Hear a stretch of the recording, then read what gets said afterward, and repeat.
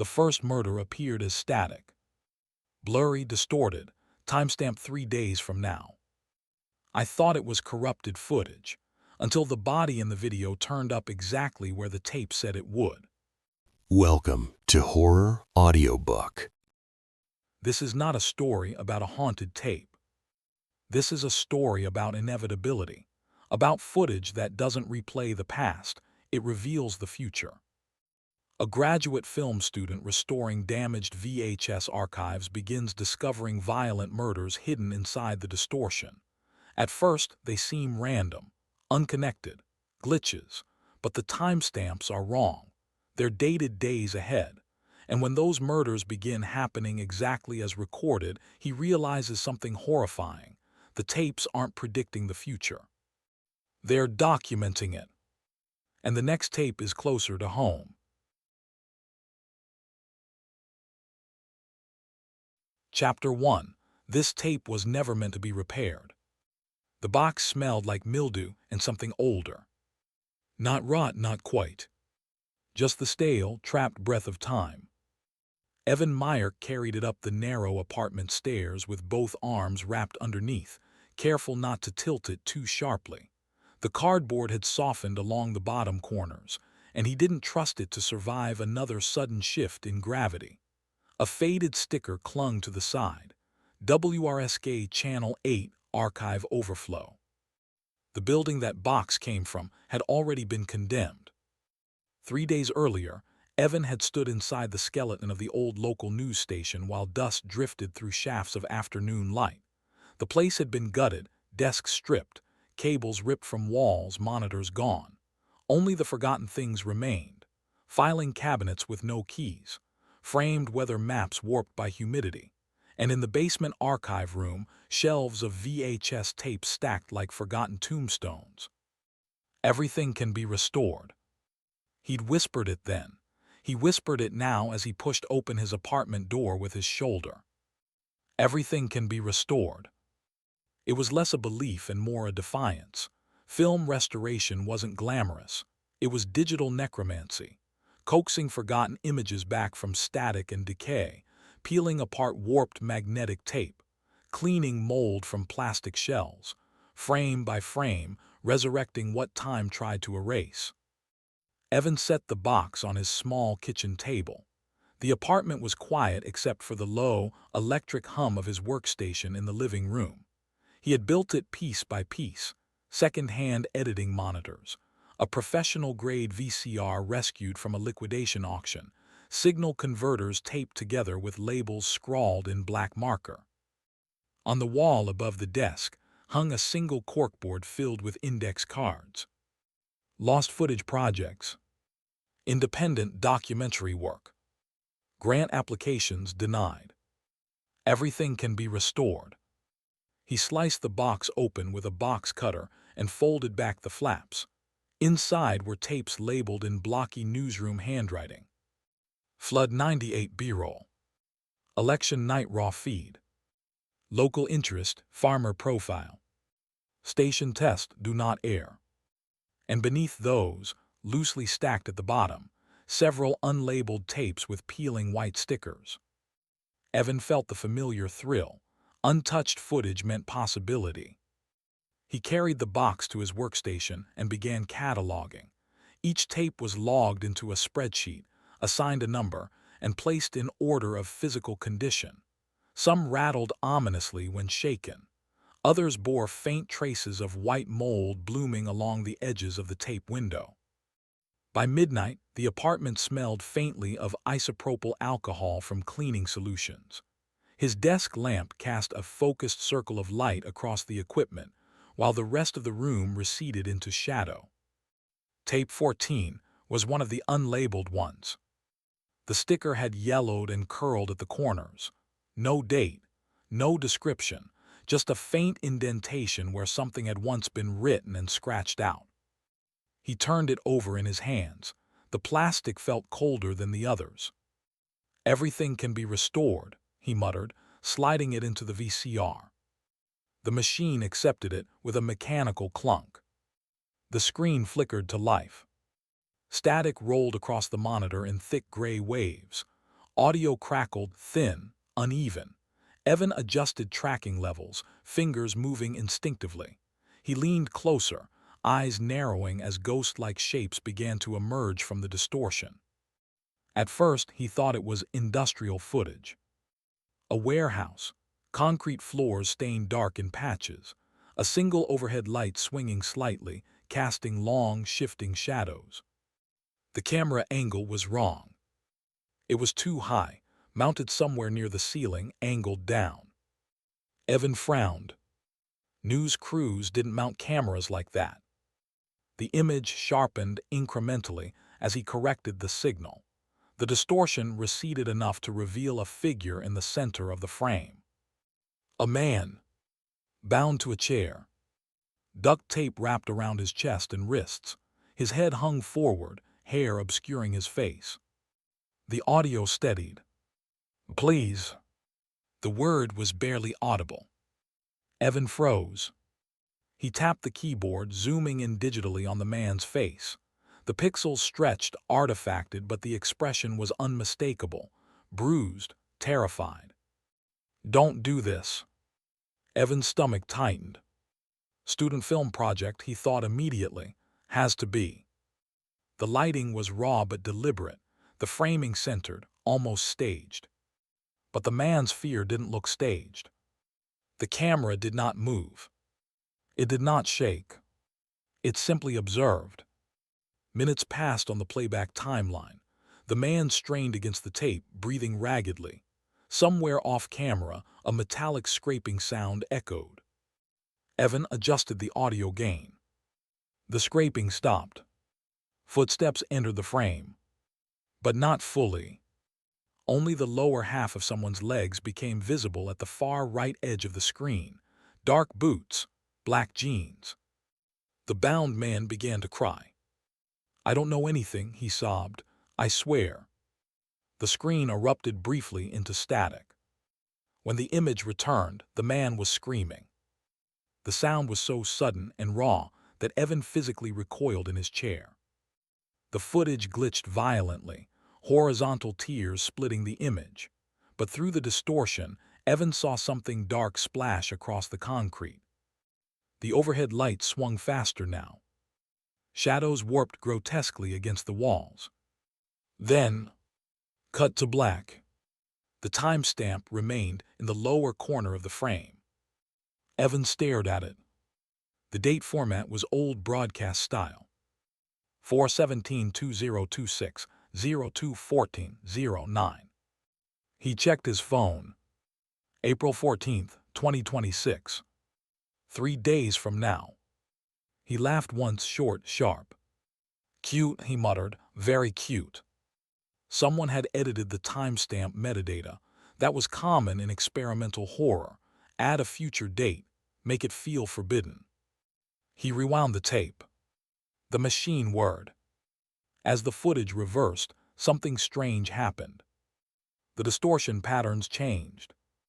Not randomly. Deliberately. Like they were reacting to the motion. Evan leaned forward, pulse ticking faster. He paused on the opening warehouse frame and enhanced brightness. On the back wall, barely visible through grain and shadow, was a painted symbol. A faded industrial logo. He squinted. It looked familiar. He snapped a still frame and ran it through image search software. The result appeared in seconds. Harrow Freight Storage, River District, closed 2012. His mouth went dry. That warehouse was only 15 minutes from his apartment. Student filmmakers used abandoned spaces all the time, he told himself. It meant nothing. He ejected the tape and placed it on the desk, staring at the yellowed label. Tape 14. Unmarked. He should catalog it and move on. Instead, he played it again. And again. By 3:00 a.m., the apartment felt smaller, the hum of electronics louder, the shadows along the hallway deeper. The bound man's voice looped in Evan's head. "Please don't do this." At 8:17 the next morning, Evan was still awake when his phone buzzed. a news alert notification. He almost ignored it. Then he saw the headline: Man found dead in abandoned River District warehouse. His chest tightened. He tapped the article open. Police responded at approximately 2:30 a.m. to reports of suspicious activity inside Harrow Freight Storage. One male victim discovered deceased. Investigation ongoing. 2:30 a.m. He looked at the paused frame on his monitor. 02:14:09. The difference was minutes. His breathing became shallow. It's a coincidence. He scrolled further. A photo accompanied the article. Crime scene tape stretched across the warehouse entrance. The same warehouse. The same overhead light fixture visible through the open door. Evan's gaze drifted slowly to the desk. Tape 14 sat where he left it. Silent. Innocent. Impossible. He swallowed. It's staged, he whispered to the empty apartment. Someone recorded it earlier and changed the date. But who? And how did they know the exact time? He replayed the footage one more time, searching for signs of editing. Jump cuts, splices, overlay artifacts. There were none. Just that fixed, impossible camera angle. And the sound. That metallic scraping before the footsteps. As the bound man screamed again through his speakers, Evan noticed something new. In the lower left corner of the frame, barely perceptible in the distortion, was a reflection. Not of the killer. Of a screen. A television monitor inside the warehouse. And on that screen, static. The same static now, filling his own monitor between frames. His heart began to pound harder. The footage ended in black once more. The timestamp glowed faintly. 3 days ahead. But now it wasn't ahead anymore. Now it was history. Evan leaned back slowly, dread spreading through him like cold water soaking into fabric. Everything can be restored. But what if this wasn't restoration? What if it was replay? Outside his apartment window, sirens wailed faintly in the distance, carried by the wind from somewhere across the city. And on his desk, tape 14 sat quietly, as if waiting for him to press play again. Chapter 2. The timestamp is 3 days ahead. The sirens did not stop. They faded. They returned. They echoed through the city like a looping soundtrack, thin and distant through Evan Myrick's half-open window. Morning light crept across his apartment wall in pale gray stripes, illuminating dust suspended in the air above his workstation. Tape 14 remained in the VCR. Evan had not slept. The news article was still open on his second monitor. The headline hadn't changed. The photograph hadn't changed, but the details had grown teeth. Warehouse in the River District. Victim bound. Cause of death undisclosed pending investigation. He knew the cause of death. He had heard it. The scream. He leaned forward again, fingers hovering over the keyboard as if approaching something hot. It's pre-recorded, he whispered. The words felt fragile. It has to be. He pressed play. Static rolled over the screen before the image resolved into the warehouse. Concrete, stains, the swinging light. The bound man slumped forward in the chair. Evan watched without blinking. He noticed things now he hadn't the night before. The rhythm of the light's sway, the pattern of dust in the beam, the way the man's breathing hitched exactly 3 times before he spoke. Please. Evan's throat tightened. He minimized the video and opened the local news station's live feed archive. The crime scene footage aired at dawn was already clipped and uploaded. He dragged the broadcast video beside the VHS capture and synced them side by side. Warehouse exterior first. Same graffiti tag near the loading dock. Same cracked window on the second floor. He fast-forwarded. The reporter stood inside the building, careful not to disturb evidence markers. Behind her, police tape sectioned off the area. And above her, the light fixture. It swung slightly. Not dramatically, but enough. Evan replayed the VHS footage and matched the arc of the swing. Same angle, same tempo, the same uneven flicker, like a heartbeat with a skipped pulse. His fingers trembled on the mouse. "It's pre-recorded," he repeated louder now. He advanced to the moment in the tape where the man begged for his life. "I swear." On the news broadcast, the reporter read from a statement released by authorities. The victim was discovered bound to a metal chair. Bound. Metal chair. The same dull, industrial folding chair visible in both frames. Evan's chest felt tight, compressed by something invisible and heavy. He leaned back and dragged his hands over his face. The rational explanations arrived like tired excuses. Someone staged the footage before the murder. Someone uploaded it into the box deliberately. Someone knew the crime was going to happen. But that meant premeditation. That meant access. That meant planning so intricate it bordered on omniscience. He returned to the VHS capture and froze the frame just before the footsteps entered. The camera angle. He zoomed out, overlaying a grid across the image. He mapped perspective lines from the edges of the walls and the chair legs. The camera was mounted high, near the ceiling corner. He pulled up images of Harrow freight storage from old city planning documents, blueprints from 2012. The room's layout matched, but there were no mounted surveillance cameras in that room. The warehouse had been decommissioned years ago. No power, no active security system. And even if there had been, why wasn't the camera visible in the news footage? He scrubbed through the live broadcast video frame by frame. No camera mounted in the corner. No wiring. No bracket. Nothing. A chill crept along his spine. He enlarged the VHS frame further. The distortion shimmered, bending around the edges of the image like heat above asphalt. The camera angle was physically impossible, positioned where no cameraman could have stood without being seen. No shadow, no reflection, no evidence of its existence. It simply was. A perspective that did not belong in the room. Evan paused the footage and let silence settle in the apartment.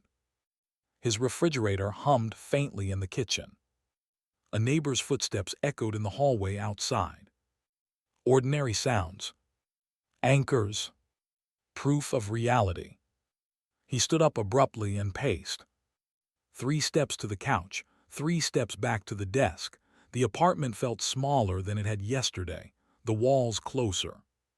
He stopped in front of the corkboard and stared at his index cards. Lost footage projects. Grant applications denied.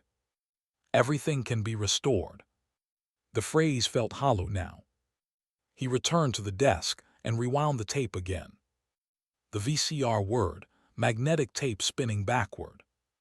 The distortion behaved strangely in reverse. It didn't simply rewind, it pulsed. As though resisting. He paused at the beginning. This time he focused not on the man, not on the killer, but on the edges of the frame. In the far upper left corner, barely visible through grain, something shimmered. A reflection. He enhanced contrast. There, on a sheet of corrugated metal leaned against the wall, was the faintest glint of something rectangular. A screen. And on that screen, static. He felt the room tilt slightly. The warehouse camera was recording itself. Or worse, it was recording something watching it. Evan shook his head. No, that's compression artifacting. He leaned closer. The static within the reflection flickered at a slightly different frequency than the rest of the frame. It wasn't identical noise. It was layered. He leaned back slowly. "It's pre-recorded," he whispered again. But the words no longer sounded convincing. Hours passed. Outside, daylight strengthened, then dulled under gathering clouds. Evan did not notice. He replayed the tape 6 more times. Each time something felt clearer. The man's fear. The scrape of metal before the footsteps. The slight tremor in the overhead light when the unseen figure entered. And then, he heard it. A sound he hadn't caught before. Underneath the man's pleading. Underneath the hum of the warehouse. A soft clicking noise. Rhythmic. Mechanical. Like the faint rotation of tape reels inside a VCR. He froze. The clicking matched the tempo of his own machine. He looked down at the VCR beneath his monitor. It was playing smoothly. But the sound in the footage, it wasn't the same. It was deeper, slower, older, as if another tape was running somewhere in that warehouse.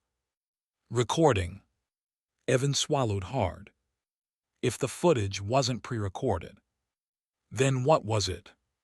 A prediction, a warning, or documentation from an angle no human could occupy. He scrubbed forward to the timestamp again. 4/17/2026, 02/14/09. He opened the news site once more.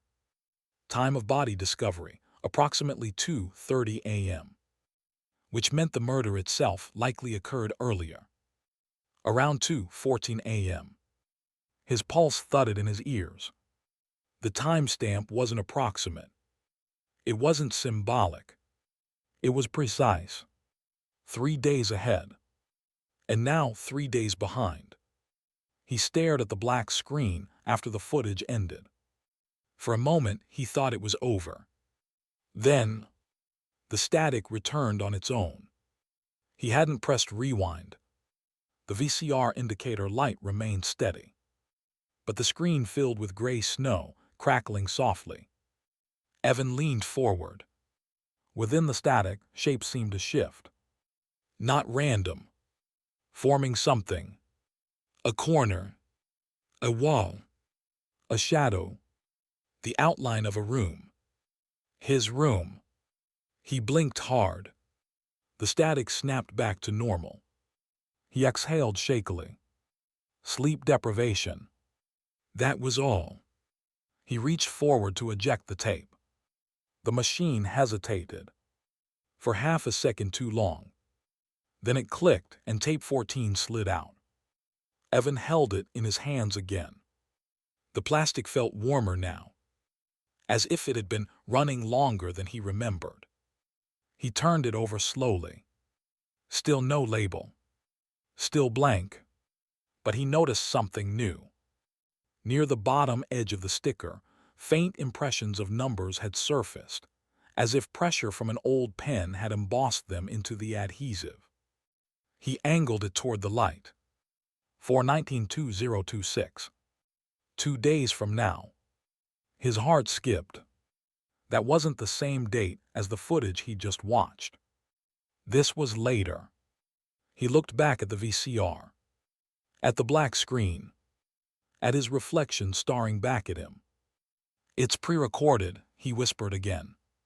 But this time, it sounded like a lie. Chapter 3. The camera was in the room, but no one was holding it. The apartment smelled faintly of burnt dust and warm circuitry. Evan hadn't opened the windows. He didn't want outside noise, didn't want interruption. The world beyond his apartment felt irrelevant now, secondary to the glow of the monitor and the silent black rectangle of tape 14 resting beside it. 2 days from now. 4/19/2026. The numbers pressed into the label like a bruise. He hadn't found new footage on the tape yet, but he knew it was there. He could feel it the way you feel a storm building long before the sky darkens. Everything can be restored. He didn't say it this time. Instead, he inserted the tape again and let the machine swallow it whole. The warehouse appeared once more. Concrete chair, the bound man. Evan opened 3 new analysis windows, one for luminance mapping, one for audio waveform isolation, one for motion vector tracking. If the camera was impossible, he would prove it. He began with shadows. He isolated the frame where the overhead light swung widest. Shadows elongated along the walls and floor in predictable arcs. He traced them digitally, extending their lines outward to determine the light source angle. The math worked. The light fixture's position aligned with the real warehouse layout. Then he tracked the shadows of the boots when the killer stepped partially into frame. The boots cast a faint edge shadow toward the lower left. He extended that line. It intersected precisely where the camera should have been. His pulse quickened. If someone had been standing there, they would have blocked light, cast a visible distortion. There was nothing. No shadow of a tripod. No movement in the periphery. He zoomed further. Still nothing. The camera was in the room, but no one was holding it. Evan swallowed. He shifted to reflections. He enhanced the metallic surfaces, corrugated steel panels, the chair's legs, the faint sheen on the concrete floor. Reflections are honest, he'd learned in restoration. They betray angles. They reveal the unseen. In one frame, just before the man screamed, the swinging light briefly illuminated a patch of polished metal near the wall. Evan froze it. In the warped reflection, he expected to see the faint outline of a mounted camera housing. Instead, he saw empty space, an angle of view with no origin. His stomach tightened. He leaned back, rubbing at his temples. "Okay," he murmured, "then it's composited." That explanation sounded thin even as he said it. Composite footage would require layering multiple recordings, editing, advanced software, time. But the tape was analog, magnetic, imperfect. There were no digital compression artifacts consistent with modern editing. The distortions were organic, chaotic. And yet, not random. He turned to the audio track. The man's voice trembled through the speakers again. "Please." Evan isolated the lower frequency spectrum. Underneath the voice and the scrape of metal, something vibrated. A low electrical hum. He amplified it. The sound deepened, filling the apartment with a heavy, droning tone that made the air feel thicker.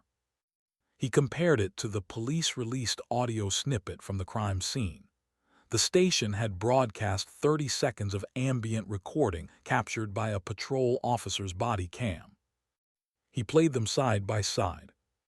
The police audio contained distant sirens, wind against broken windows, the murmur of officers. No hum. None. Evan replayed the VHS hum alone. It wasn't environmental noise. It was consistent, rhythmic, like machinery running somewhere just beyond perception. Like tape reels turning. He glanced at his own VCR. It made a faint mechanical whir. But the hum in the footage was deeper, slower, almost resonant, as though something else had been recording inside that warehouse. Something powered. Impossible, he told himself. The building had no electricity. He muted the footage entirely and watched the waveform display. The distortion spikes caught his attention. They weren't evenly distributed. They intensified before the killer entered. Spiked again before the first scream. Spiked violently just before the screen cut to black. Evan leaned forward. The distortion wasn't reacting to damage. It was reacting to events. He began mapping them. Timestamp at 02:13:47. Distortion amplitude increases. Timestamp at 02:14:02. Spike. Timestamp at 02:14:09. Maximum surge. He charted them visually. A pattern emerged. The spikes formed a crescendo leading into violence. His skin prickled, as if the tape itself anticipated what was about to happen. He replayed the opening minute. The bound man breathing heavily. The hum. The swinging light. The distortion faint but present. Then metal scraping. The distortion flared. The footsteps approached. Another flare. The man screamed. The image tore violently, horizontal lines ripping across the screen like claws. The distortion wasn't random decay. It was a pulse. He stared at the waveform graph. "It's reacting," he whispered. "To what?" "Emotion. Movement. Fear." He felt a chill settle behind his ribs. If the distortion intensified before the violence, then something in the footage knew it was coming. He paused playback and let silence reclaim the apartment. Outside, clouds had thickened, muting the afternoon light into a dull gray wash. The room felt airless. Evan's gaze drifted to the black space in the upper right corner of the frame, the section untouched by light. He enhanced it. Within the grain, shapes shifted faintly. Not static. Not quite. A darker density within the darkness. He magnified it further. Pixels stretched, broke apart. But for a fraction of a second, he thought he saw a silhouette, standing behind the camera's position. Watching. He blinked hard. The image dissolved into noise. His heart hammered against his ribs. Sleep deprivation. That was all. He rewound the tape again. The machine's mechanical hum filled the silence. As the footage reversed, the distortion behaved differently. It receded before each act of violence. Instead of building toward it, it fell away, as though rewinding erased tension. He stopped the tape abruptly. The apartment felt very still. Too still. He became aware of another sound. Soft. Subtle. A low hum. He held his breath. The hum remained. Not from the speakers. Not from the VCR. It seemed to emanate from the walls. Or perhaps, from behind the monitor. He turned slowly in his chair. The apartment was empty. The kitchen dark. The hallway leading to his bedroom silent. The hum faded gradually, blending into the ambient quiet. His pulse thudded in his ears. He turned back to the screen. The final frame of the warehouse footage remained frozen. The bound man mid-scream. The distortion peaking. And there, in the upper corner, a faint flicker he hadn't noticed before. He zoomed. Within the distortion, a shape resolved momentarily. A lens. Circular. Dark. Like an eye. Placed exactly where the camera should not exist. Evan's breath caught. The camera was in the room, but no one was holding it. And if something else was, then it hadn't been recording for the police. It hadn't been recording for evidence. It had been recording because it wanted to. The hum returned faintly, almost below hearing. Evan leaned closer to the screen, drawn by something he didn't understand. The distortion pulsed once, twice, then settled. The timestamp glowed softly at the bottom of the frame. 4/17/2026. Completed. Finished. But the numbers pressed into the tape label, 04/19/2026, waited patiently. 2 days from now, the distortion would build again. Evan reached toward the eject button. His finger hovered. If the spikes intensified before violence, what would they do next time? The machine remained still beneath his hand, silent, expectant, as though waiting for him to press play again. Chapter 4. The police call it a coincidence. I call it a countdown. By the second night, Evan Meyer had stopped pretending this was academic curiosity. The apartment no longer felt like a workspace. It felt like a control room, sealed off from the world, glowing monitors casting pale light across his sleepless face. The box from the condemned news station sat open beside the desk, its remaining tapes stacked neatly. Tape 14 rested on top. Beneath it, something shifted. He hadn't touched the box since cataloging it. He was certain of that. Everything can be restored. The phrase echoed in his mind, thinner now.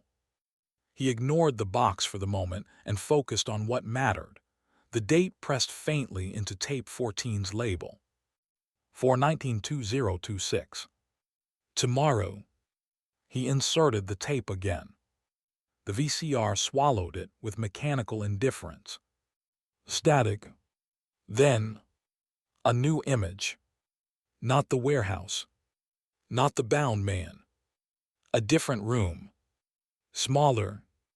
Cinderblock walls painted a tired institutional green. A narrow basement space with exposed pipes running along the ceiling. A single fluorescent light flickering overhead. Evan leaned closer. The timestamp glowed in the corner. 4/19/2026, 11:48:33 p.m. 48 hours had become 24. The distortion was heavier this time. Dark bands crept along the edges of the frame like bruises. In the center of the room stood a young woman. Not bound. Not yet. She paced, glancing nervously toward a door just outside the camera's view. The angle again impossible. Mounted near the ceiling, in a position that revealed the entire room but cast no shadow. Evan's throat tightened. He paused the footage and scanned the frame. Concrete floor. Utility sink in the corner. A red toolbox beneath it. He snapped a still image and ran it through his search software. Nothing. No obvious landmark. But the hum was there again. Low. Persistent. Stronger than before. The woman stopped packing and looked toward the door. "Hello," she called softly. Her voice echoed against cinderblock. Evan felt the weight of inevitability pressing in. He grabbed his phone. Anonymous tip line. His thumb hovered over the keypad. He couldn't explain how he knew what he knew. He couldn't tell them about the tape. But he could describe the room. He pressed call. The line clicked. Police dispatch. Evan swallowed, lowering his voice. "There's going to be an assault," he said. "Basement, industrial building, green cinderblock walls, red toolbox. It's going to happen tomorrow night." Silence. "Sir, do you have an address?" "I don't know the address." "Then how do you know about this location?" Evan hesitated. "I just do." A pause. "Is this a prank call?" "No, please, just check industrial properties with basement units. You have to." The dispatcher's tone hardened. "We cannot deploy resources without credible information." "It's credible," he insisted, heart racing. "It's going to happen at 11:48 p.m. Another pause. "Sir, if you have information about a planned crime, you need to provide specifics. Names, location." Evan's mind scrambled. He didn't have those. Only the footage. "I'm trying to stop it," he whispered. The dispatcher exhaled audibly. "We receive dozens of calls like this. If you have further information, call back." The line went dead. Evan stared at the phone. "They'll be too late," he murmured. The next night arrived heavy and oppressive. Rain tapped softly against his window, turning the city outside into blurred streaks of neon and shadow. Evan hadn't left the apartment. He hadn't eaten. At 11:46 p.m. he pressed play. The woman in the basement stood rigid now, staring at the door. The hum intensified. The distortion thickened at the edges of the frame. 11:47:52. Her breathing quickened. 11:48:03. The doorknob rattled. Evan's heart pounded in sync with the flickering light. 11:48:20. The door creaked open. A figure stepped in. Only partially visible. Dark jacket. Gloved hands. The distortion surged violently as the figure advanced. The woman screamed. Evan slammed his hand against the desk. "Stop," he shouted at the screen.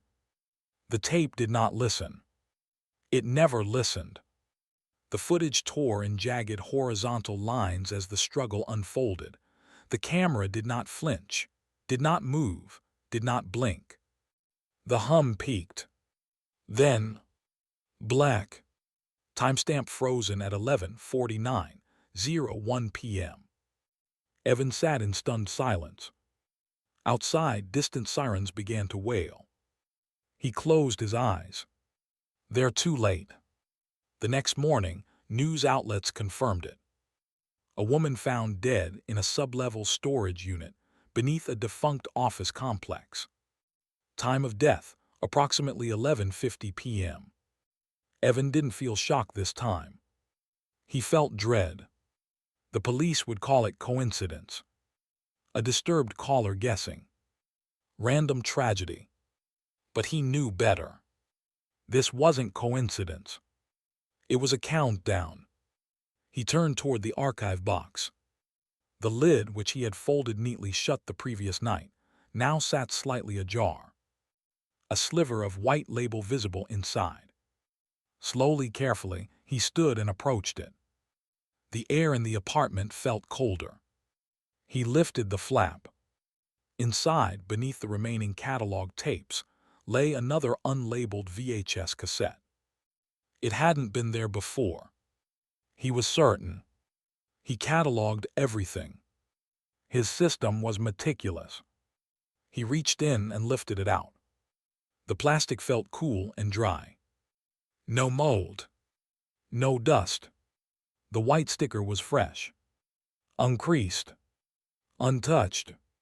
He turned it over. Stamped faintly into the label. 4/21/2026. 2 days from now. The timestamps were shortening. 3 days ahead had become 48 hours. 48 had become 24. Now, 48 again. But closer. The distortion on the last tape had intensified before the violence. Like anticipation growing impatient. He held the new tape in both hands. "It's pre-recorded," he whispered again. But even he no longer believed it. The hum began softly in the apartment once more. Not from the speakers. Not from the VCR. From somewhere deeper. Behind the walls. Behind the air itself. He looked toward the hallway leading to his bedroom. For a moment, just a flicker, he imagined a camera mounted near the ceiling corner. Watching him. Recording. He turned back to the workstation and inserted the new tape. The machine accepted it with a hollow clunk. Static filled the screen. Thicker. Darker. The hum resonated low and steady. Then the image began to resolve. A familiar space. Narrow. Dim. Paint peeling near the ceiling. A row of apartment doors along a hallway. Evan's hallway. The timestamp glowed in the corner. 4/21/2026, 01:12:44 a.m. His breath caught. The camera angle faced down the corridor toward his own door. The distortion pulsed softly at the edges, as though counting down. And somewhere in the frame, a shadow shifted. Waiting. Chapter 5. Every tape gets clearer and closer. The hallway on the screen was his. Not a replica, not a similar layout. His hallway. The chipped paint near the baseboards. The uneven patch where maintenance had tried to cover water damage 2 winters ago. The narrow window at the far end that never fully closed, letting in a thin thread of night air that smelled faintly of rust and rain. Evan Myers stared at it, unmoving. The timestamp in the corner read 4/21/2026, 01:12:44 a.m.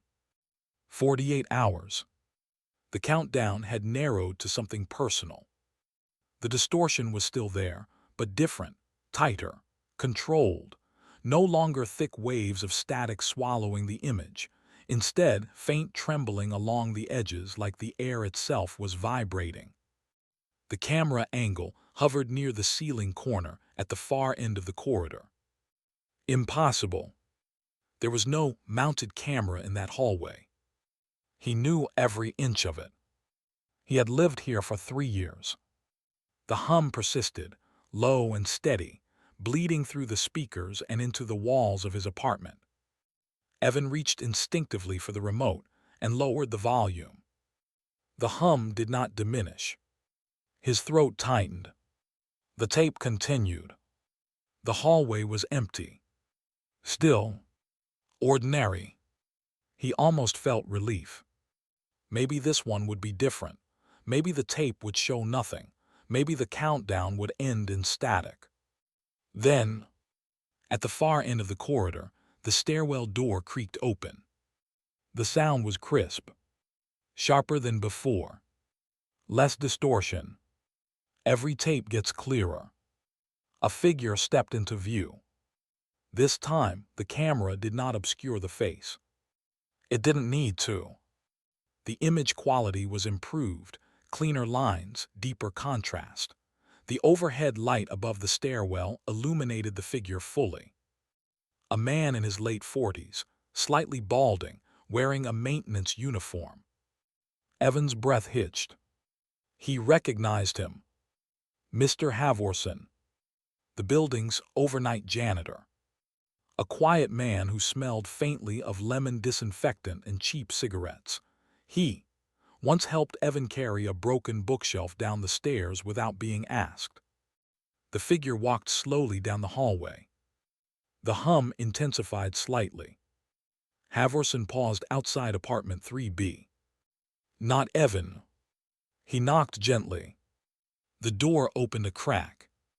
A woman's voice murmured something unintelligible. The door opened wider. And then, the distortion pulsed. Just once, a shadow moved behind Havorson. Too fast to fully see. The hallway light flickered. The door to 3B slammed shut. A scream tore through the corridor. Not muffled. Not distorted. Clear.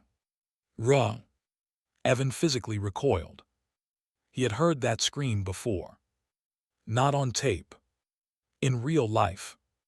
3 months ago, when 3B had a plumbing leak and someone had burned their hand on exposed pipes.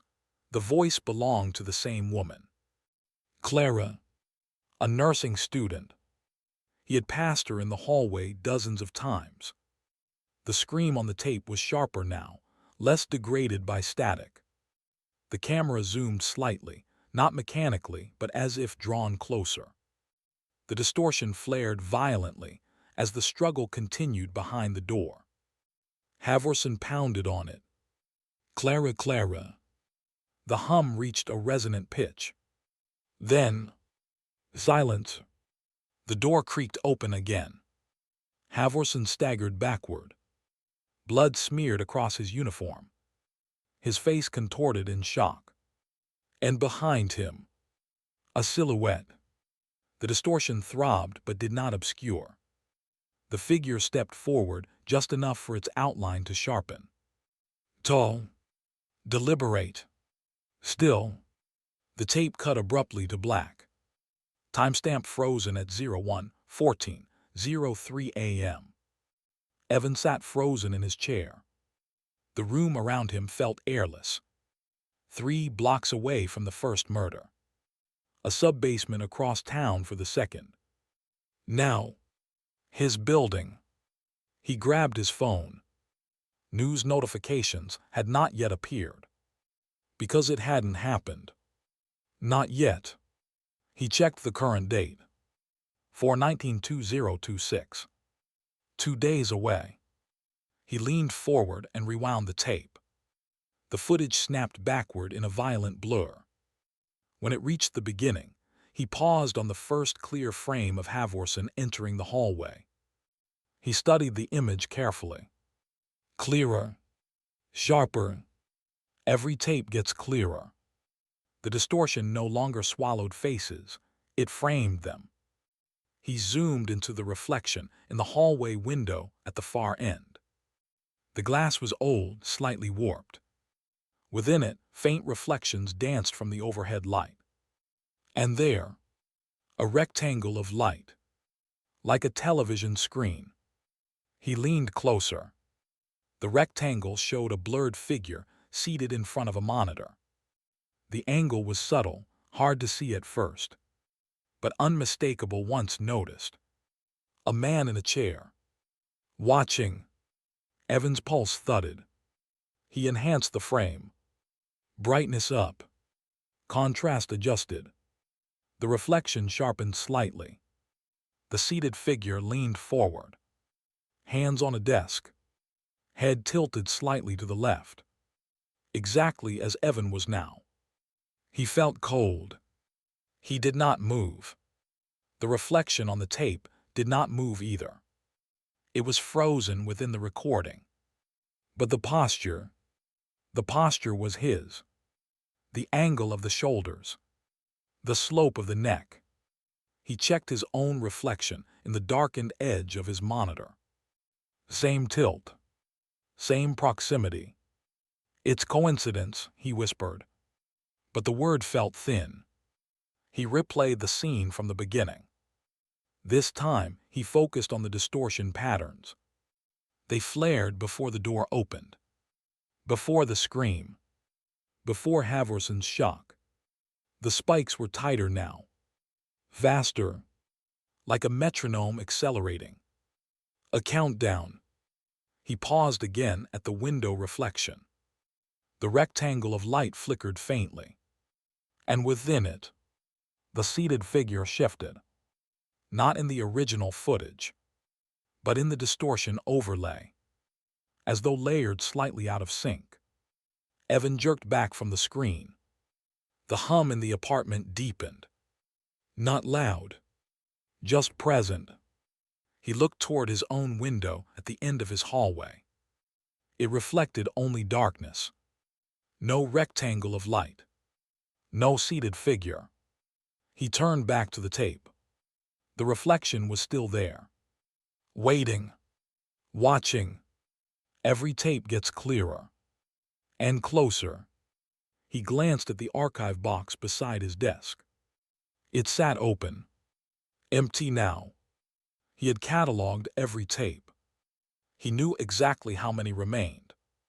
Yet something about the space inside felt deeper. Like a mouth slightly open. He stood and approached his apartment door. Slowly, carefully, he opened it. The real hallway stretched before him. Silent. Ordinary. He walked to the end near the window and looked back toward his own door. No camera mounted near the ceiling. No wires. No bracket. Just peeling paint and the faint smell of old carpet. He returned inside and closed the door. Locked it. Deadbolt engaged. The tape still sat paused on the screen. Halvorsen's face frozen mid-step. Evan leaned closer to the monitor again. The reflection in the window seemed darker now. More defined.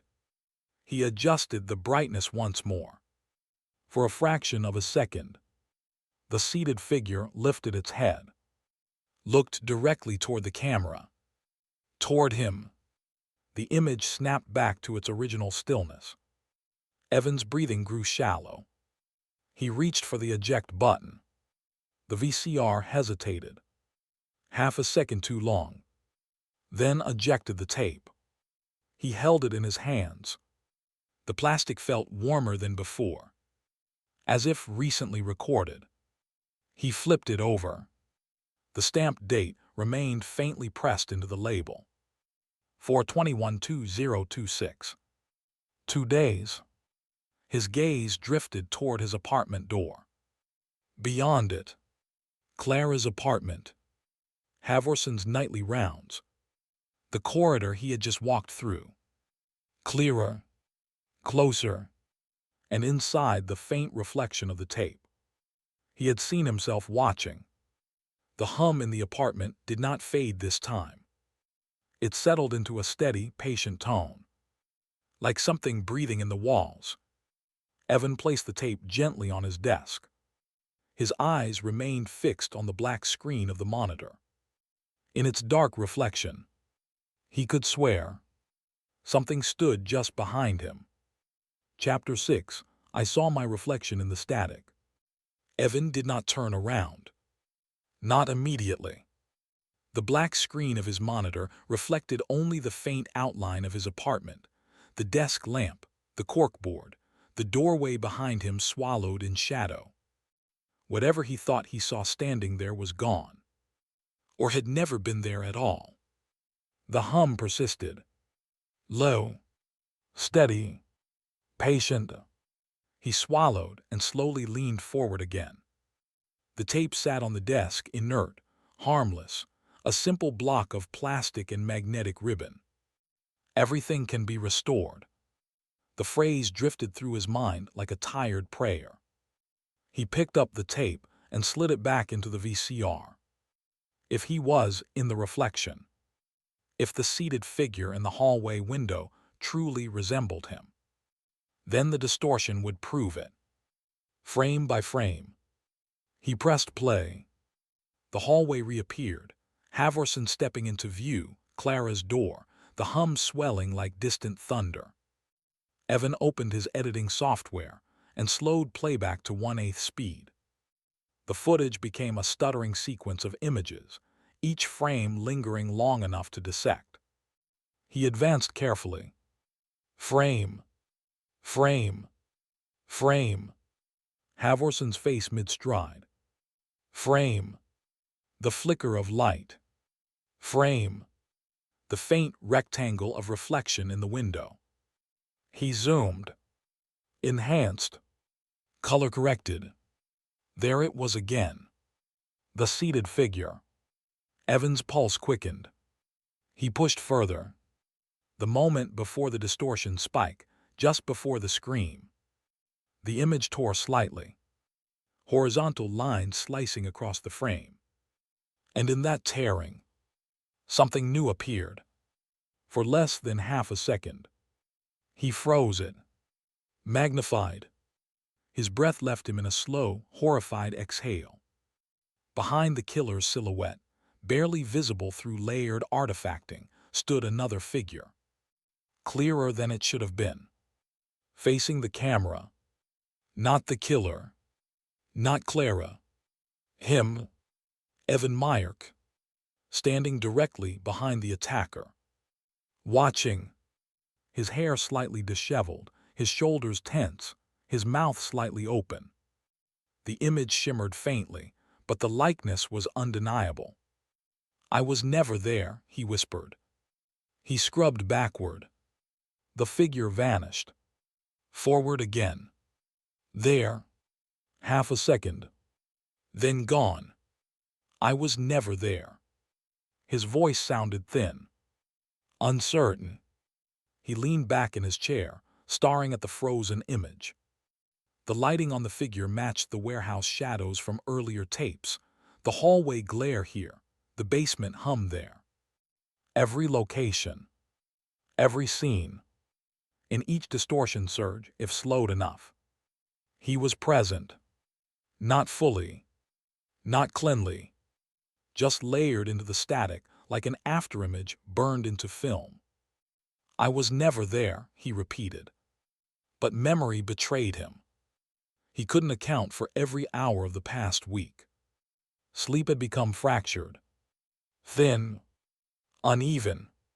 He closed his eyes briefly. Images flickered behind his eyelids. Warehouse concrete, green cinder block, Clara's door. The hum deepened. Not from the speakers. From the walls. He stood abruptly and turned in a slow circle inside his apartment. Nothing. Kitchen dark. Hallway empty. Bedroom door ajar. He stepped toward it. The carpet felt rough under his bare feet. The hallway ended abruptly at the cracked bedroom door, and beyond it, darkness. He pushed it open. The room was empty. Unchanged. Bed unmade. Closet door closed. Window shut. No camera mounted near the ceiling. No wires. He returned to his desk. The frozen frame still displayed his ghost-like image behind the killer. I was never there. He played the sequence again. This time, the distortion did something different. As the killer advanced, the static did not merely spike. It thickened around Evan's figure, as if the tape were trying to resolve him, to clarify him, like an autofocus adjusting. He paused and enhanced the artifacting. The lines that formed his silhouette were not random noise. They followed contour, edges, structure. The tape wasn't inserting him accidentally. It was building him. He pushed away from the desk, heart hammering. Sleep deprivation. That was all. He hadn't slept properly in days. Hallucinations were normal under stress. Auditory distortions. Visual overlay phenomena. He knew the psychology. He just hadn't expected to experience it. A soft mechanical whir interrupted his thoughts. He looked down. The VCR. Rewinding. He hadn't touched the controls. The tape spun backward on its own. The hum deepened. The machine's eject light flickered faintly. Evan lunged forward and pressed stop. The rewinding ceased instantly. Silence fell heavy and complete. He stared at the machine.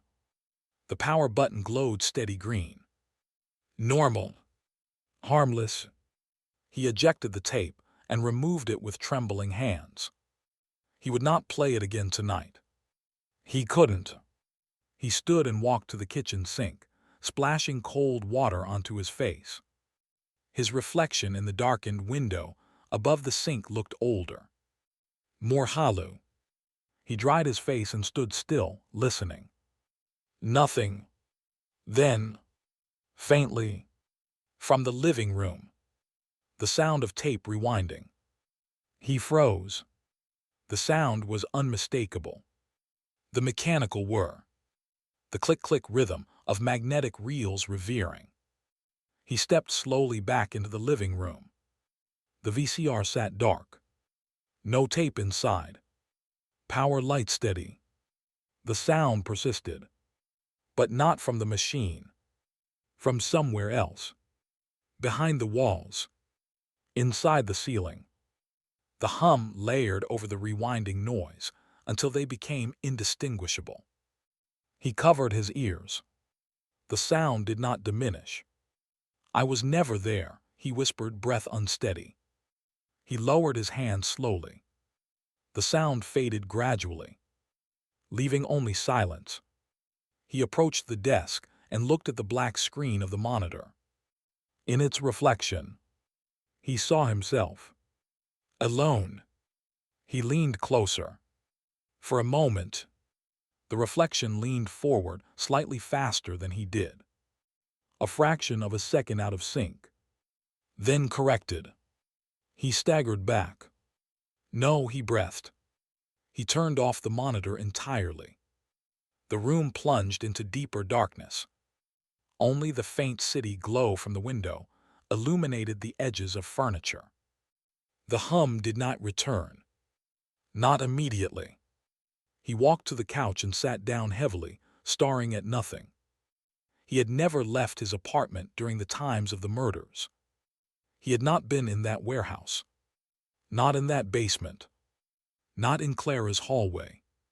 He repeated it again and again in his mind. I was never there.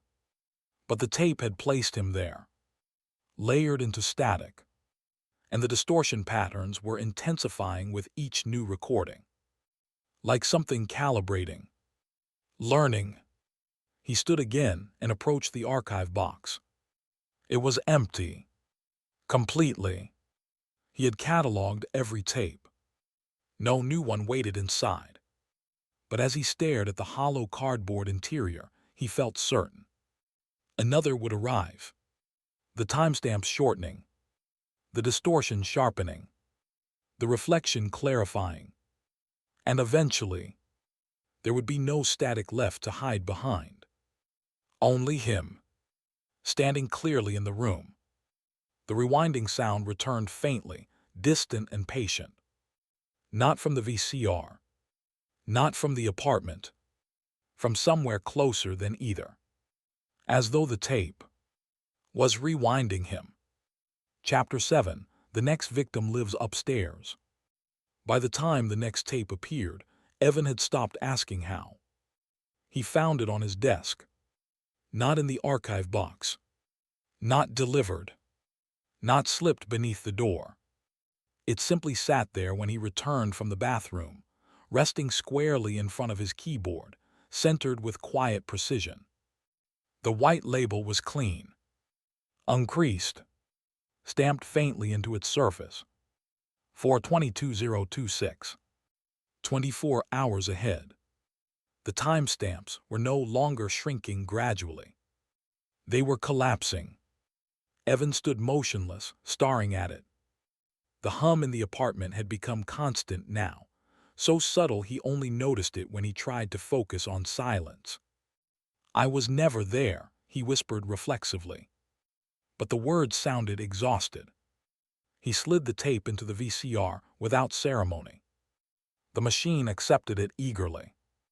Static bloomed across the monitor, thicker than before, but more controlled, like fog clinging to specific corners. Then the image resolved. A stairwell. Concrete steps spiraling upward. Yellow safety paint chipped at the edges. The metal railing slightly bent near the second landing. Evan knew that bend. He had leaned against it during a fire drill last winter. The camera angle hovered near the ceiling corner at the top of the stairs, angled downward. Impossible. There were no mounted cameras in the building. He would have noticed. The timestamp glowed. 422026 p.m. 24 hours. The image shifted slowly, tracking upward along the stairwell as though the camera were gliding, weightless toward the third floor. Evan's floor. The hum deepened slightly. He felt it vibrate in his chest. The camera reached the landing and turned toward the hallway. His hallway. The paint, the scuffed baseboards, the faint crack in the ceiling above apartment 3B. Everything identical. Every tape gets clearer. The image quality was nearly clean now. Only faint trembling along the edges. No heavy static to obscure detail. The hallway was empty. Still, the fluorescent lights hummed overhead. He could almost smell the faint mixture of detergent and old carpet. The camera drifted forward slowly.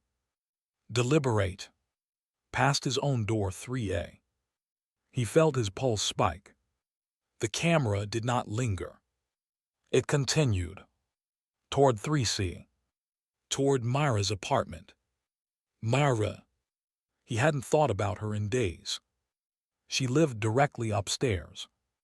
Quiet. Early 30s. Dark hair usually tied back loosely. She lent him 2 extension cords weeks ago when his power strip overloaded during a late-night editing session. She had laughed softly when he apologized for knocking at midnight. No problem, she'd said, Just don't start a fire. The memory felt painfully ordinary now. The tape stopped in front of 3C. Myra's door. Her number clearly visible. Polished brass numerals slightly crooked from age. Evan's breath shallowed. The timestamp ticked forward. 09:38:01 p.m. The hum intensified. From somewhere beyond the frame, footsteps echoed faintly up the stairwell. Slow. Measured. The camera did not move. It simply waited. The footsteps reached the landing. Evan leaned closer. A shadow stretched along the wall first, long and distorted by the overhead light. Then, a figure emerged. Tall, dark jacket, gloved hands, clear, unobstructed. The distortion did not hide the face this time, but the lighting kept it partially in shadow. Deliberate, intentional. The figure stopped in front of Mara's door. Knocked once. Soft. Polite. Evan's heart hammered. Inside the apartment, faint movement. Mara's voice, distant and cautious. "Who is it?" The figure did not respond. Knocked again. Softer. More insistent. The timestamp ticked. 09:38:47 p.m. The distortion pulsed once. Just once. Evan's hand hovered over his phone. He could warn her. He could run upstairs. He could stop this one. The tape continued. The door latch clicked. Mara opened it a fraction of an inch. The chain still engaged. The figure leaned slightly toward the opening. And in the narrow sliver of space, Evan saw something that froze his blood. In the polished surface of the chain lock, a reflection, not of the hallway, not of Mara, but of a man standing directly behind the figure. Watching, hands at his sides, head tilted slightly. Evan's posture, Evan's build, Evan's face faintly visible in the metallic distortion. "I was never there," he breathed. On the tape, Mara began to close the door. The chain rattled. The distortion surged violently. The hallway light flickered. The hum reached a resonant, unbearable pitch. The chain snapped. The door burst inward. Mara's scream ripped through the speakers, clear, piercing, alive. Evan flinched violently, knocking over his desk lamp. The room plunged into deeper shadow. On the monitor, the struggle unfolded inside the apartment, partially visible through the doorway. The camera did not follow. It remained in the hallway. Observing. Waiting. The distortion thickened only around the threshold, as though something beyond it was being edited out. Or added in. The struggle ended abruptly. Silence. The door swung slowly back into place. The hallway empty once more. The timestamp froze at 09:40:02 p.m. Evan stared at the screen, chest heaving. It hadn't happened yet. It was still 24 hours away. He grabbed his phone and dialed emergency services without thinking. "Police dispatch." "There's going to be an attack," Evan said, breathless. "Apartment 3C tomorrow night, around 9:38. A pause. "Sir, what is your name?" He hesitated. "I can't say." "Sir, we've received prior calls from this number. If this is another." "It's not a prank," he snapped. "Please just send someone." "Without credible threat details, we cannot." He ended the call before she finished. His hands trembled violently. He looked at the screen again. Paused on Mara's door. Her number gleaming under fluorescent light. He stood abruptly and rushed into the hallway. The real hallway. Silent. Unchanged. He climbed the stairs 2 at a time, reaching the 3rd floor, stopping in front of 3C. He raised his hand to knock, then froze.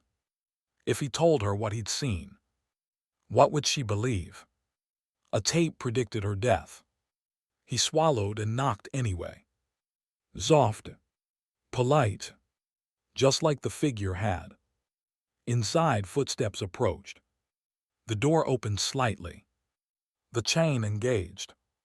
Mara peered out, her eyes tired but kind. "Hey," she said, "everything okay?" Evan stared at her. "Alive. Unharmed. For now. I just wanted to return the extension cords," he lied weakly. She smiled faintly. "You can keep them a little longer." He nodded, throat dry.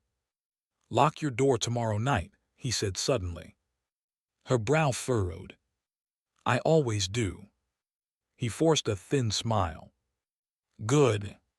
He turned and walked back down the stairs slowly, each step heavier than the last. Back in his apartment, the tape had stopped. Black screen. Silent. The hum had softened, but not vanished. He stared at the blank monitor. 24 hours. The tape had shown him clearly this time, in the reflection of the chain, standing behind the killer, watching. He had never left the apartment during previous murders. He knew that. He remembered. Didn't he? The timestamp on the tape was precise, unforgiving. The countdown had reached his building, his floor, his neighbor, and in 24 hours, either the tape would be wrong, or Myra would be dead. Evan looked toward his own door. The hallway beyond it seemed longer now, darker, as though stretching, and somewhere in that darkness, the faintest echo of footsteps began to rise. Chapter 8. You cannot stop what has already been recorded. The next day moved like a held breath. Morning arrived pale and indifferent. Sunlight slipped between the blinds in thin blades that cut across Evan's living room floor. Dust floated through them in slow, suspended spirals. Time felt artificial. Every clock tick sounded rehearsed. Evan hadn't slept.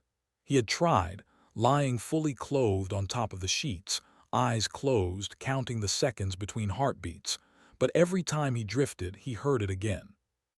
The soft mechanical whir. Tape rewinding. Somewhere behind the walls. Somewhere inside him. By afternoon, he had memorized the timestamp. 4:22:026 p.m. Myra's door. The knock. The chain. The snap. The scream. "You cannot stop what has already been recorded," he whispered, though he didn't know why he phrased it that way. Maybe because the tapes never changed. No matter how many times he rewound them. No matter how many times he analyzed. They were fixed. Immutable. Like history. Like fate.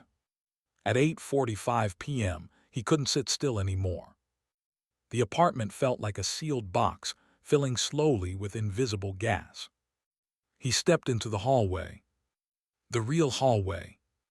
Fluorescent lights buzzing faintly overhead. The air smelled faintly of carpet cleaner and old insulation. He climbed the stairs to Mara's floor. Stopped outside 3C. The hallway was quiet. Too quiet. He raised his hand and knocked. Once. Twice. Harder. "Myra," he called. Footsteps approached inside. The chain slid into place. The door opened a crack. Her eyes widened when she saw him. "Evan, what?" "Don't open the door tonight," he blurted. "No matter who knocks, don't answer it, please." She stared at him. "What are you talking about?"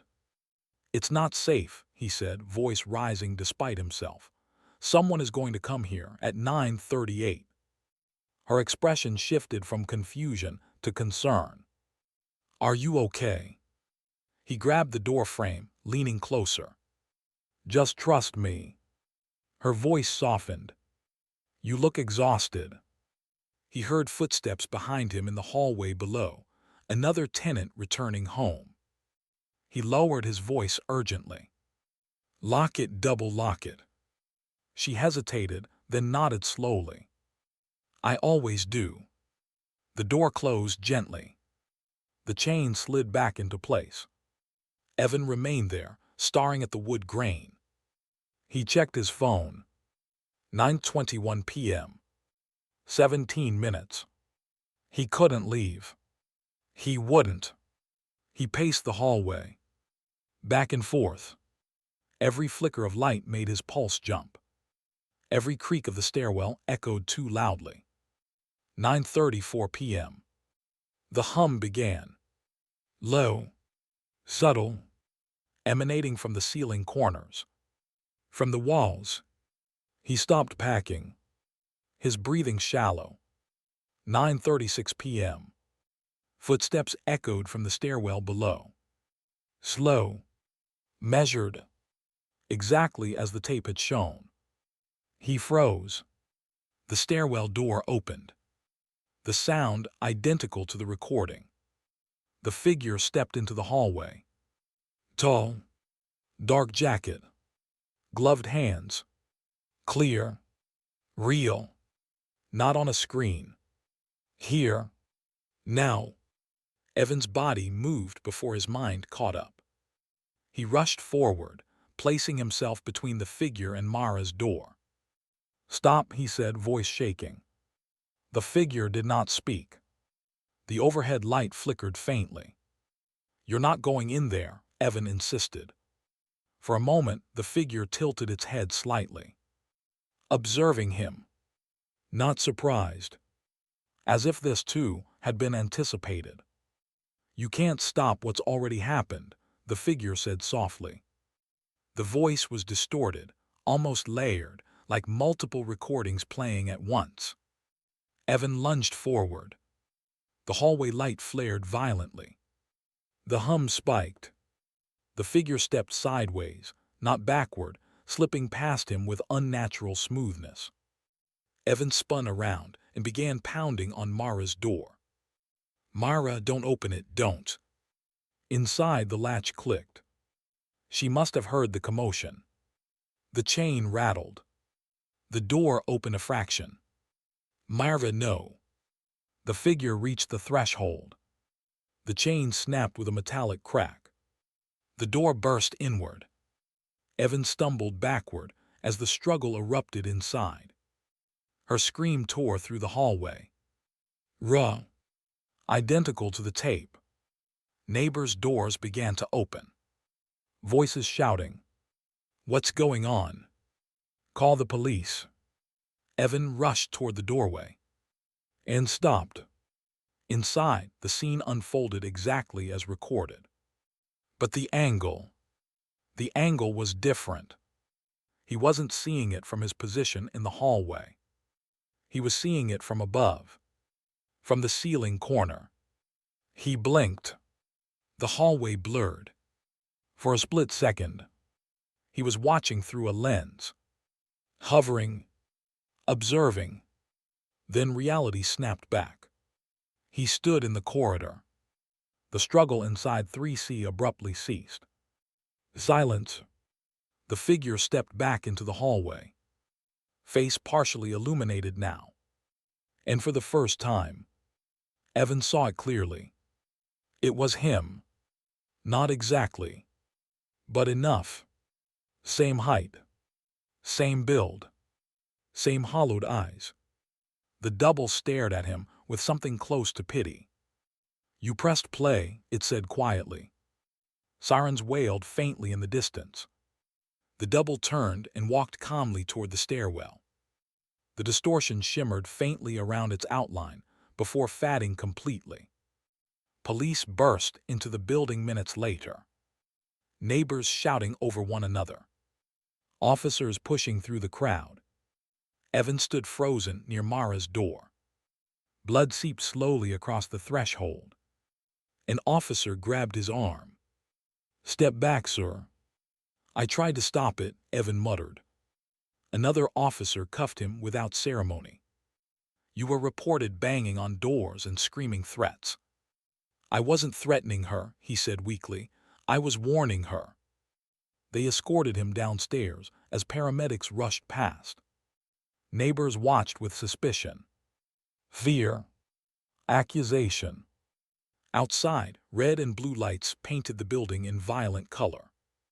Evan sat on the curb in handcuffs. The hum lingered faintly in his ears. An officer questioned him. "Why were you at her door?" He hesitated. How could he explain? "The tape," he said finally. "What tape?" He shook his head. It was already recorded. The officer exchanged a look with his partner. They released him hours later. Insufficient evidence. Disturbed but not charged. He walked back into the building alone. The hallway had been cleaned. Too clean. The door to 3C sealed with evidence tape. But something was different. Near the ceiling corner above Myra's door, a faint mark remained. Circular.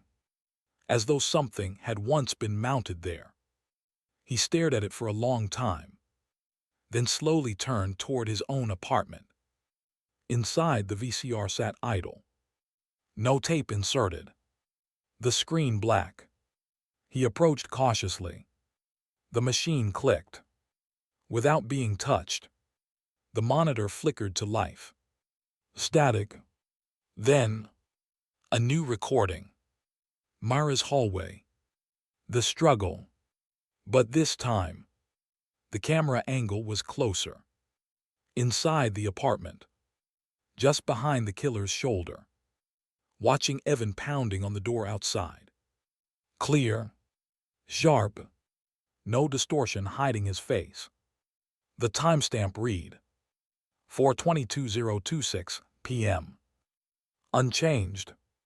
Fixed. You cannot stop what has already been recorded. Evan stared at the screen, and in the reflection of the darkened window, he saw the faint outline of a camera, mounted high in the corner of his own living room. Recording. Chapter 9. The killer is always just off frame. The camera was not there.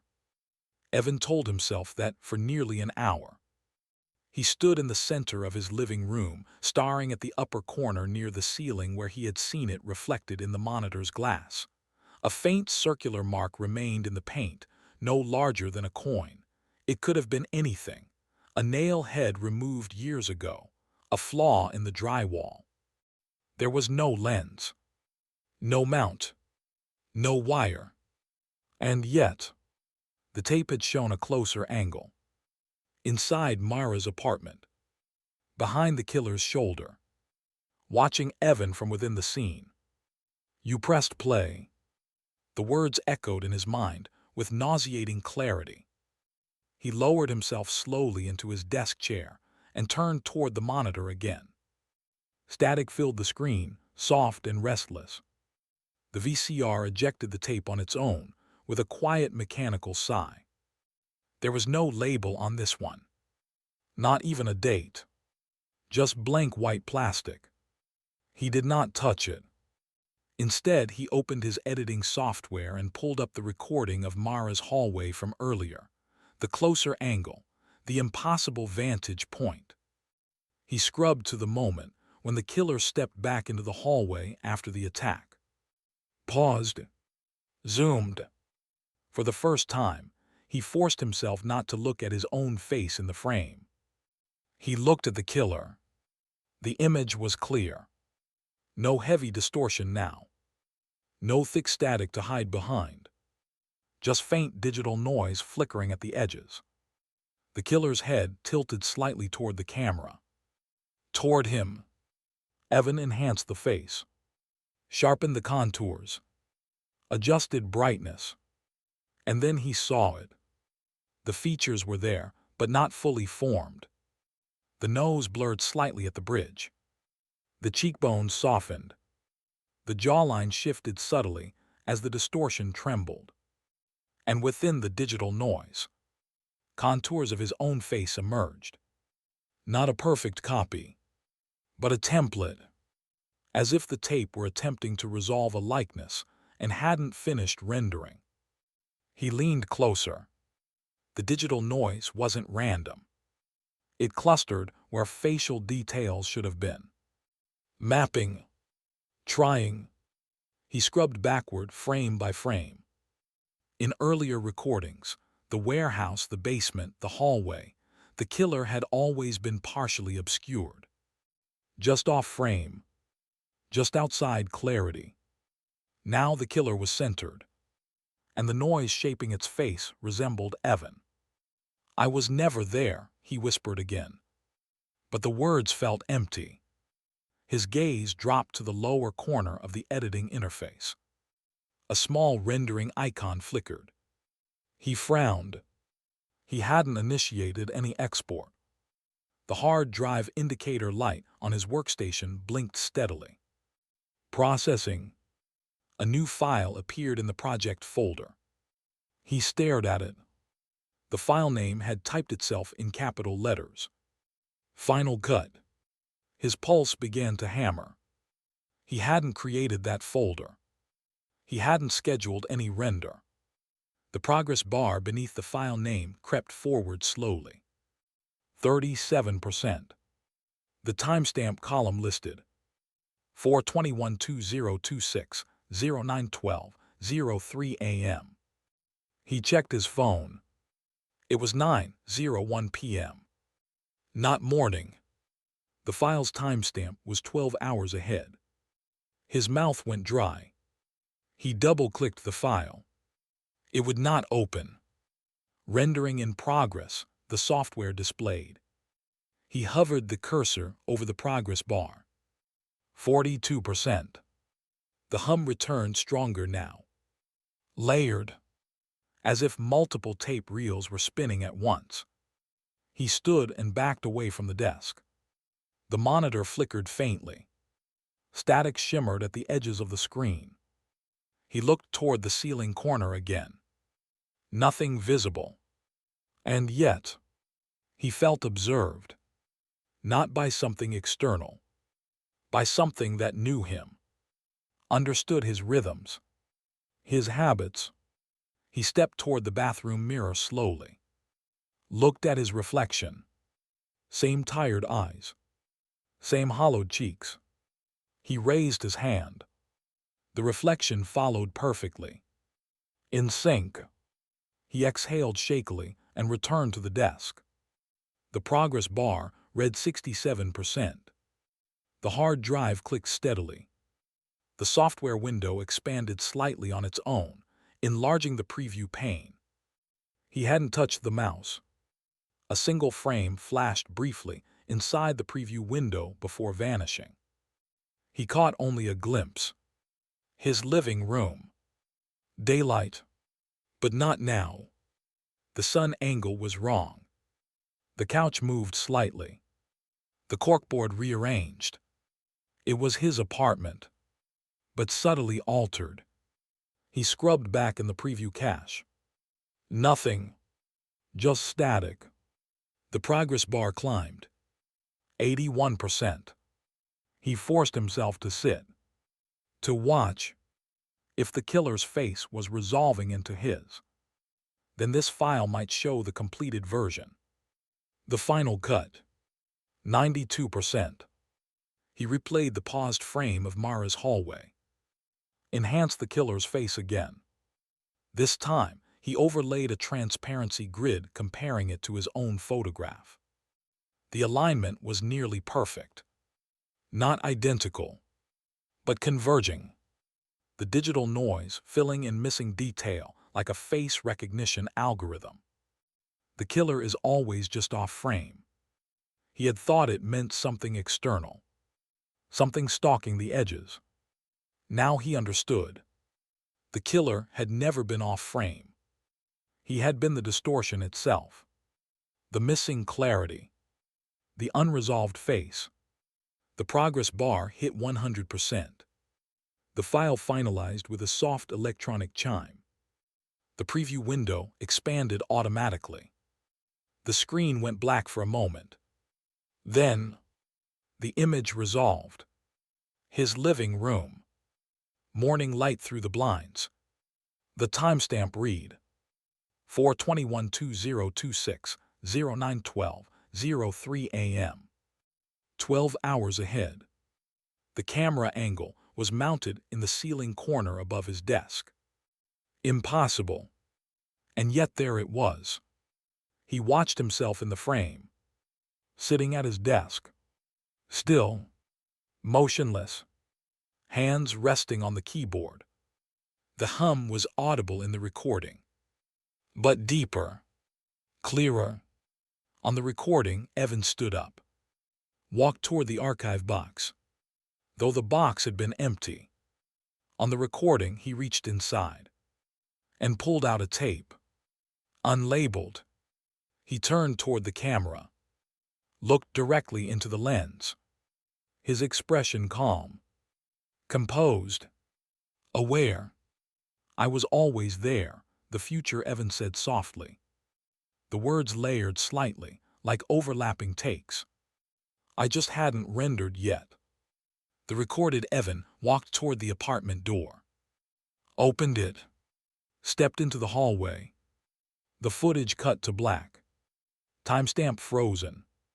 The present Evan sat frozen in his chair. The hum filled the room. He looked at the ceiling corner. Still nothing visible. He looked at the hard drive. The file sat complete, immutable. He checked the system clock. 9:14 p.m. 12 hours until 9:12 a.m. 12 hours until he would stand up. 12 hours until he would pull a tape from an empty box. 12 hours until he would leave. The distortion in the recording had not obscured his face. It had perfected it, resolved it. The killer's features in Mara's hallway had not been random noise. They had been a draft, an unfinished edit, and the final cut had just completed. The hum deepened. The monitor flickered, and for a fraction of a second, in the reflection of the screen, he saw himself already standing behind his chair. Chapter 10, Playback complete. The night did not pass. It thinned. Hours dissolved into a gray suspension where time felt editable, cut, spliced, stretched. Evan did not leave his chair. He did not trust himself to move. The file labeled Final Cut remained open on the monitor, paused at the frame where his future self looked directly into the lens and said, "I was always there." The timestamp in the corner of that recording read 4/21/2026, 09/12/03 a.m. His system clock now read 3:47 a.m. 5 hours and 25 minutes to go. The hum had settled into a steady, mechanical presence, no longer intrusive, simply part of the room's architecture, like electricity behind drywall, like breathing behind ribs. Evan stared at the ceiling corner. There was still no camera mounted there. No lens. No bracket. And yet he could feel its position, the way one feels the weight of eyes in a dark theater. He tried to stand once. His knees trembled. He sat again. "You don't have to press play," he whispered. But he already had. That was the problem. Playback had begun days ago, and nothing in the footage had ever deviated. Not the timestamps, not the screams, not the angle. Everything had unfolded exactly as recorded. The clock ticked forward. 4:12 a.m. The screen flickered softly. Without input, the VCR tray extended. There was no tape inside. The mechanism waited. Open. Expectant. Evan swallowed. Slowly, deliberately, he stood. His movements felt slightly delayed, as though sinking to a different frame rate. He walked toward the archive box on the floor beside his desk. It was empty. He had checked it repeatedly. Still, he knelt, reached inside. His fingers brushed cardboard, then plastic. He froze. There had been nothing inside. And yet, his hand closed around a VHS cassette. He pulled it out slowly. Blank white label. No date. No indentation. Smooth. New. His breath came shallow. He did not remember placing it there. He did not remember standing. He did not remember reaching. He turned toward the desk, the VCR tray still extended. Waiting. You don't have to press play, he whispered again. But his body moved with quiet inevitability. He inserted the tape. The tray retracted. The machine clicked. The monitor filled with static. Then, the image resolved. His living room. The camera angle mounted high in the ceiling corner above his workstation. The perspective was exact, accurate, unforgiving. The timestamp read 4/21/2026, 09/12, 03 a.m. The time matched the final cut. The future. On the screen, Evan sat at his desk, watching the monitor, exactly as he was now. Frame within frame. Playback inside playback. He leaned forward slightly. So did the Evan on screen. Perfect sync. The hum in the recording layered with the hum in the room. Two identical frequencies overlapping. On the screen, the Evan at the desk paused, tilted his head slightly, as if listening. Present Evan felt it too. A subtle shift in the air. Behind him, in the reflection of the monitor's glass, a shape began to form. Tall, dark, just off frame. The same position the killer had always occupied. Just beyond clarity. The on-screen Evan did not turn around. He continued watching. The shape behind him stepped closer. Present Evan felt warmth at his back. Breath, or imagination. He did not move. On the screen, the killer entered fully into view. Clear, resolved. The face no longer blurred by digital noise. It was Evan, perfectly rendered. No distortion, no artifacting. Just him, standing behind himself. Watching. The on-screen Evan spoke softly. You pressed play. The killer Evan raised a hand. Slow, deliberate. Placed it gently on the seated Evan's shoulder. Present Evan felt pressure. Light. Real. He closed his eyes. The hum crescendoed. On the screen, the seated Evan slowly stood. Turned. Faced the other. They regarded one another without hostility. Without fear. Like editor and subject. Like original and copy. The camera angle did not change. It remained fixed in the ceiling corner. Recording. The seated Evan, now standing, reached past the other and picked up something from the desk. A VHS tape. Blank. Unlabeled. He walked toward the archive box. Placed the tape inside. Closed the lid. Present Evan opened his eyes. His apartment was still. Empty. The monitor continued playing. On screen, both versions of him stood in the center of the living room. One stepped backward toward the hallway. The other toward the desk. The one near the desk sat down. Became still. The one near the hallway opened the apartment door. Stepped out. The timestamp continued ticking. 09/12, 47 a.m. 09/13, 02 a.m. The door closed. Only one Evan remained in the frame. Seated, watching, President Evan slowly turned his head. The hallway behind him was empty. No figure, no breath, no shadow. He looked back at the screen. The seated Evan stared directly into the lens. Into him. For a moment, the two gazes aligned perfectly. Mirror within mirror. The seated Evan leaned forward and whispered, "Playback complete." The screen cut to black. The VCR clicked softly. Ejected the tape. President Evan stared at the dark monitor. His reflection stared back. Alone. He looked toward the archive box.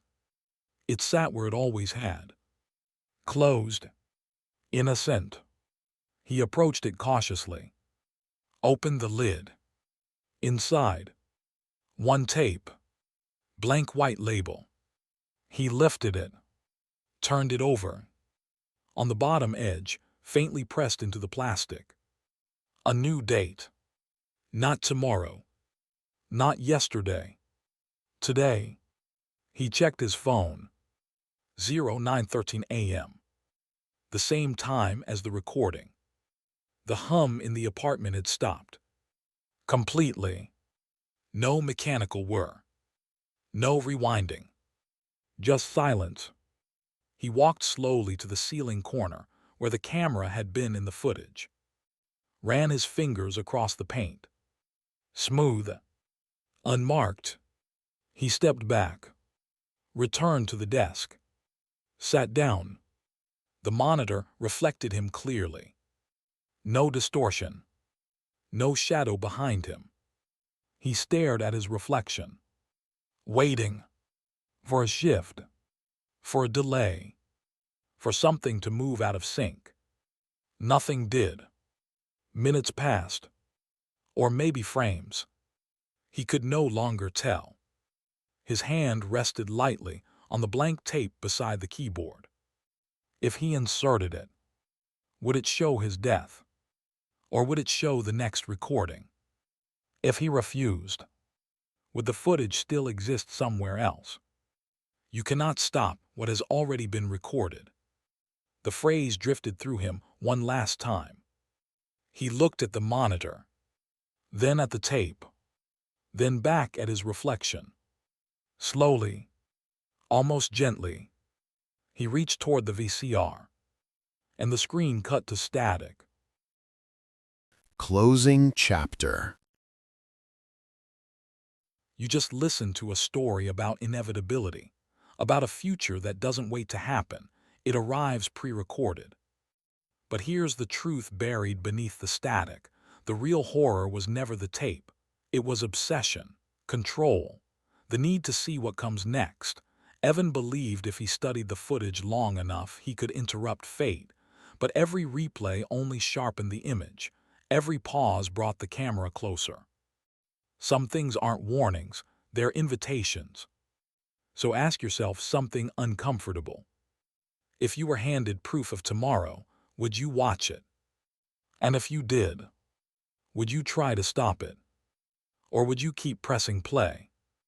If this story unsettled you, stay with the channel, because the next tape is already loaded, and it might be yours.